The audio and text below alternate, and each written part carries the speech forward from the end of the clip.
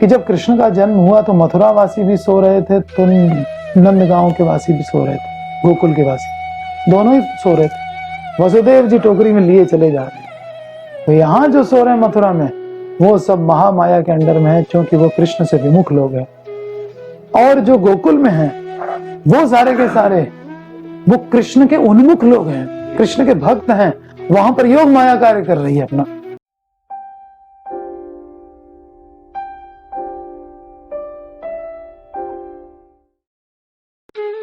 एकमात्र कृष्ण की कृपा से ही इस रहस्य को जाना जा सकता है।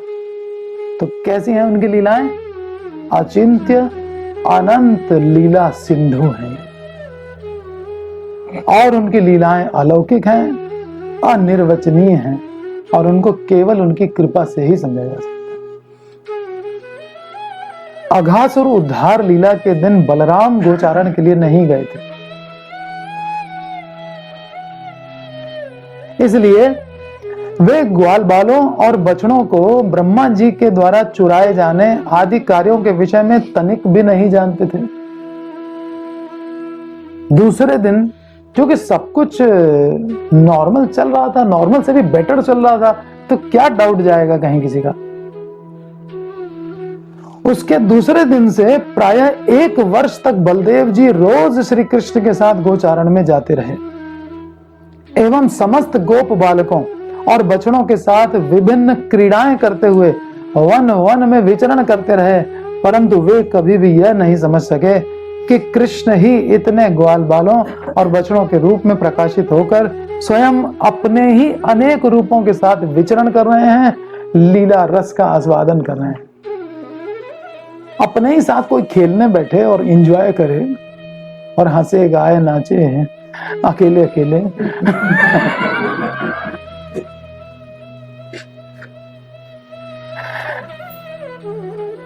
बड़ी अचिंत लीला। इसको सोचेंगे तो लगेगा कि यार दिमाग काम ही नहीं करेगा। जितना बता दिया आचार्यों ने उतना मेरे लिए सफिशिएंट है। कृष्ण ने बलदेव को ये सब जानने नहीं दिया, क्योंकि वे उन्हें श्री राम आदि सखाओं का 1 वर्ष तक का विरह दुख नहीं देना चाहते थे। अब जब 1 वर्ष पूरा हो गया था, होने वाला था, तो कृष्ण की इच्छा हुई कि बलदेव जी को यह रहस्य बताना चाहिए। इसलिए अनंत लीला में कृष्ण ने अपने परम प्रिय बलराम को यह रहस्य बतलाया। मानव गणना के 1 वर्ष बाद ब्रह्मा जी ने आकर देखा कि अभी तक श्री कृष्ण ग्वाल बालों और बछड़ों के साथ में पहले की तरह खेल रहे हैं। इस प्रकार श्री बलराम भगवान श्री कृष्ण की महिमा को प्रकाशित करते हैं। अब देखिए, बलराम जी ने जो कृष्ण से प्रश्न किया, उससे कृष्ण की कितनी बड़ी महिमा प्रकाशित हुई कि कृष्ण के जो स्वांश हैं, बलराम हैं और नारायण हैं, माया जिनके अंडर में है, जिनके रोम छिद्रों से अनंत कोटि ब्रह्मांड निकल रहे हैं, सब उनके वशीभूत हैं, वो भी श्री कृष्ण के बारे में अल्प ज्ञान रखते हैं। ऐसे अपार लीला सिंधु भगवान, ये जो भगवान की लीलाओं की जो अगाध महिमा है, ये बलराम जी के सिर्फ एक प्रश्न से खुल करके सामने आ गई। तो ये ग्लोरीफाई करते हैं भगवान को इतने अच्छे ढंग से, और अपने को दिखाते हैं कि मैं अज्ञ हूं।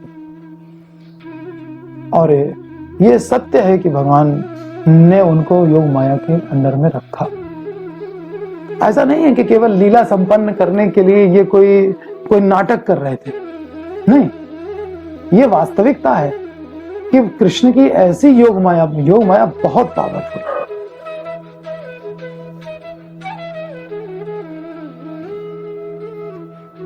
कभी योग माया कार्य करती है, कभी महामाया कार्य करती है। जो भक्त होते हैं उनके साथ योग माया कार्य कर रही है, जो अभक्त हैं। देखिए, एक सोने की ही लीला है कि जब कृष्ण का जन्म हुआ तो मथुरा वासी भी सो रहे थे, तो नंदगांव के वासी भी सो रहे थे, गोकुल के वासी दोनों ही सो रहे थे। वसुदेव जी टोकरी में लिए चले जा रहे हैं। तो यहाँ जो सो रहे हैं मथुरा में, वो सब महामाया के अंडर में है, क्योंकि वो कृष्ण से विमुख लोग हैं। और जो गोकुल में हैं वो सारे के सारे वो कृष्ण के उन्मुख लोग हैं, कृष्ण के भक्त हैं। वहां पर योग माया कार्य कर रही है अपना। एक ही शक्ति दो स्वरूपों में अपना अपना कार्य कर रही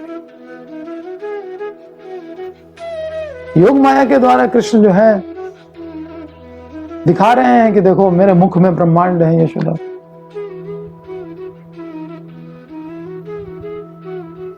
ऐश्वर्य का भी प्रकाश कर रहे हैं बीच बीच में। लेकिन जो यशोदा मैया और नंद बाबा हैं उनका वात्सल्य प्रेम इतना अधिक है कि उन पर योग माया भी कार्य नहीं कर पाई। इस विषय में उस प्रेम की महिमा अद्भुत है, क्योंकि उस ऐश्वर्य को देख करके भी उनका वात्सल्य ही प्रधान रहा। इसके मुख में ब्रह्मांड दिखाई दिया है, अरे पता नहीं किसी ने कुछ करा धरा दिया है। इसकी झाड़ लगाओ, इसको ब्राह्मण बुलाओ, इसकी गाय की पूंछ गौमूत्र से नहलाओ, इस पे गोबर के तिलक लगाओ, पूरा कृष्ण के साथ सारा क्रियाक्रम हो गया। स्तोत्र पाठ कर रहे हैं उधर ब्राह्मण, इधर गौमूत्र से नहलाया जा, नजर उतारी जा रही है, कृष्ण की काला टीका लगाया जा रहा है, क्या क्या किया जा रहा है। तो ये जो वात्सल्य प्रेम है उसमें कहीं से कोई कमी नहीं आ पा रही। ये प्रेम का स्तर है। ये न तो ये महामाया है, महामाया तो सवाल ही नहीं उठता गोकुल में प्रवेश कर जाए, और योग माया का भी ये कार्य नहीं। उनके प्रेम को कहीं से भी वो कम नहीं कर सकती है योग माया भी।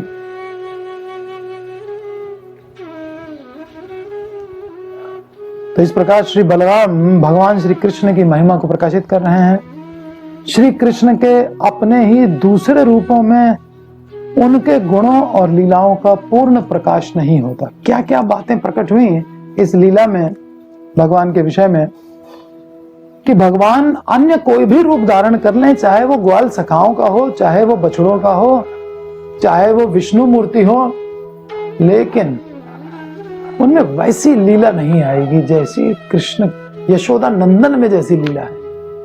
वो लीला प्रकाश नहीं है, वो गुणों का प्रकाश नहीं होता।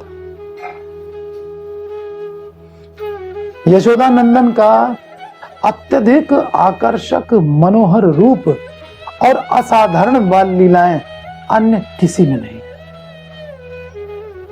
चाहे कृष्ण स्वयं ही ग्वाल बालों का रूप धारण कर लें तो भी कृष्ण रूप गो यानी गायों के लिए, गोप माने गोपों के लिए, और गोपियों के लिए जैसा आनंद वर्धन करता है वैसा अन्य कोई रूप नहीं कर सकता। अब इस लीला में आप लोगों ने ये देखा, हम सभी ने देखा कि कृष्ण वहां प्रकट नहीं हुए थे। घने कदम्ब के वृक्षों की झाड़ियों के अंदर बैठे हुए थे, वहां से देख रहे थे, क्योंकि वो जानते हैं कि अगर हम सामने आ गए तो मेरे अन्य स्वरूपों को भी छोड़ करके ये मेरे पास आ जाएंगे। आ रहा समझ? उनका जो झाड़ियों में वर्णन हुआ है उसका रहस्य ये है।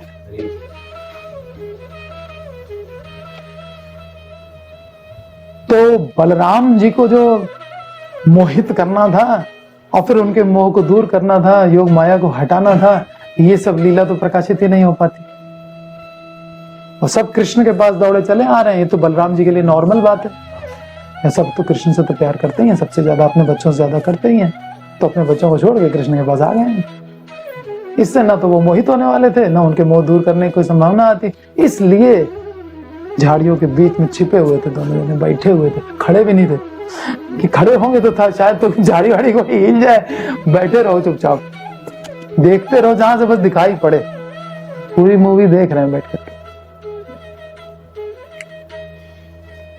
तो ये बात भी तभी प्रकट हुई ना कि कृष्ण के अन्य स्वरूप तभी तक आकर्षित कर सकते हैं जब तक कृष्ण सामने नहीं खड़े हो जाते हैं आकर के, है ना। तो इसलिए वैकुंठवासी भी कृष्ण लीला सुन करके गोलोकवासी बन सकता है। आया समझ?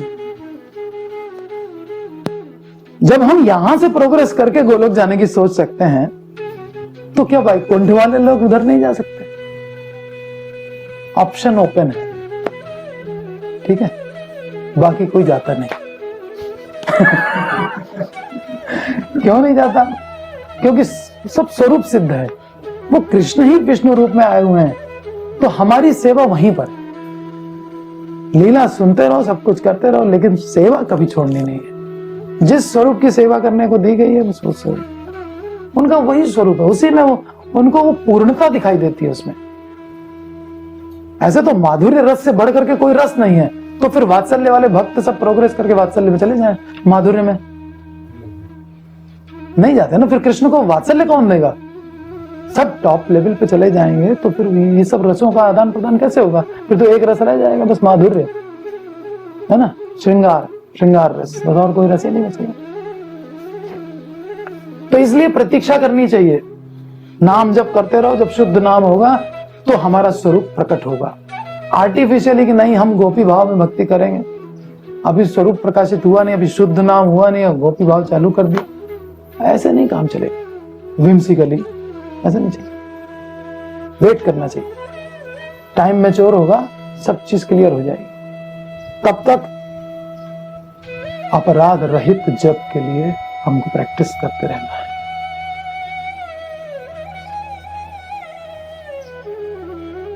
तो कृष्ण के ही अन्य स्वरूपों में वैसी मनोहर आकर्षक लीलाएं नहीं है, वैसे गुणों का प्रकाश नहीं है।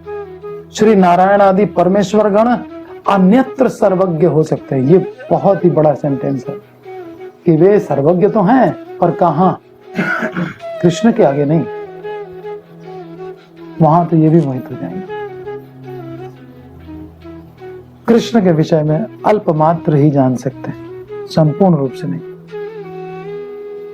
जब मुझ पर ही योग माया ऐसा प्रभाव डाल सकती है कि 1 साल तक कृष्ण के साथ खेलते हुए, खाते हुए, उठना बैठना सब कुछ करते हुए, उनके साथ गौएं चराते, उन्हीं को चराते हुए, उनके साथ गैया चरा नहीं रहे, बल्कि गैया बछड़े भी तो वही हैं, कृष्ण को ही हाँक रहे हैं। बलराम जी चरा रहे हैं कृष्ण को, और फिर भी जान नहीं पा रहे हैं कि हम कृष्ण को हाँक रहे हैं।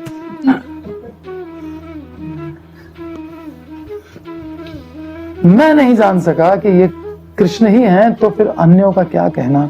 सचमुच हम तो अब यह कभी नहीं सोच पाएंगे कि हम कृष्ण को थोड़ा भी जान क्योंकि थोड़ा तो महाविष्णु जानते हैं, हम कह दें कि हम थोड़ा जानते हैं तो हम फिर बहुत अभिमानी, क्योंकि नारायण आदि परमेश्वर गण ही जब थोड़ा जानते हैं तो हमारी क्या है।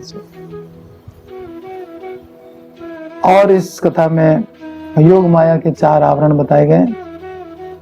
पहला आवरण हटने पर बलदेव जी क्या सोच रहे थे? विरोधी भाव। हाँ, कि मेरा जैसा कृष्ण के प्रति अनुराग है वैसा इन ग्वाल बालों और बछड़ों के प्रति क्यों हो रहा है। दूसरा आवरण हटने पे क्या सोचा कि जरूर ये माया है, ये माया है। फिर तीसरा आवरण हटने पर क्या हुआ? ये कृष्ण की माया है, ये समझ में आ गया। तो अभी तक तो बात ये चल रही थी 3 आवरण हटने तक कि कृष्ण की माया के कारण, कृष्ण की योग माया शक्ति के कारण हम सबका प्रेम इन बछड़ों से और ग्वाल बालों से बढ़ रहा है। लेकिन ये बछड़े और ग्वाल बाल ये वास्तव में हैं कौन? ये जब चौथा आवरण हटा तो बलदेव जी ने देखा कि अरे ये तो कृष्ण ही है। ठीक है, अब ये कृष्ण ही है, अब सब हट चुका। जब कृष्ण स्पष्ट दिखने लगे तो समझ लो अब सारे आवरण हट चुके। ठीक है, मामे ये प्रपद्यन्ते, सब खत्म हो गया। अब तुम क्यों बने हो ये ग्वाल बाल, अब ये बताओ। अब ये है प्रश्न, तो यही बताएंगे। अब ये योग माया कुछ नहीं करेगी इसमें, अब योग माया तो जा चुकी अपना काम करके। अब ये डायरेक्ट कृष्ण से पूछना पड़ेगा। सारा रहस्य बता दिया। जय कृष्ण बलराम कृष्ण बलराम कृष्ण बलराम जय कृष्ण बलराम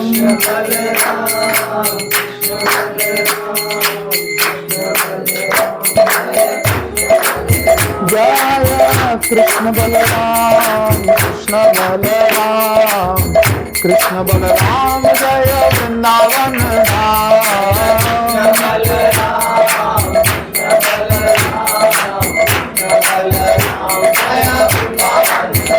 जय कृष्ण बलराम कृष्ण बलराम जय Vrindavan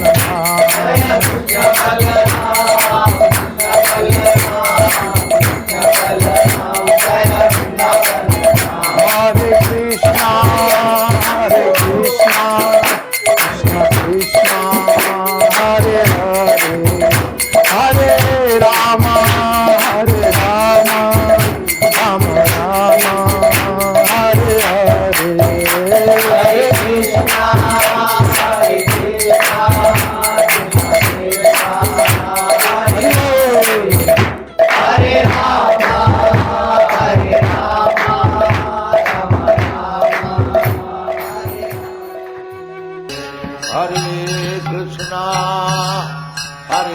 Krishna Krishna Hare Hare Hare Rama Rama Rama